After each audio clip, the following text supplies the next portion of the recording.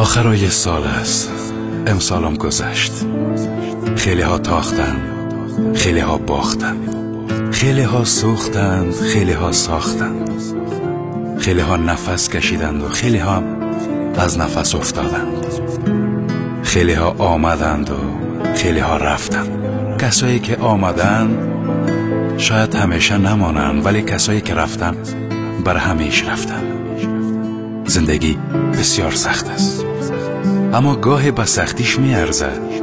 مهم نیست که دنیا بسیار نامرد است، مهم است که ما مرد باشیم و قدر همدیگه خدا بفهمیم. اجازه ندیم دور بمانیم. شاه پرک به خرس گفت دوست دارم. خرس گفت حالا میخوایم بخوابم، باشه وقتی که بیدار شدیم حرف میزنیم. خرس به خواب زمستانی رفت و هیچ وقت نفهمید که عمر شاه پرک فقط 3 روز است. همدیگه خدا دوست داشته باشه، شاید فردایی وجود نداشته باشه. آدمای زنده به گل و محبت نیاز دارن و مرده ها به فاتحه، ولی ما گاهی برعکس عمل میکنیم.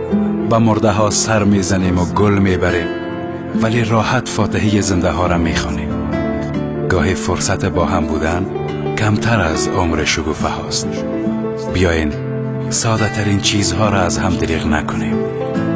محبت. سال خوبی داشته باشین عزیزانم.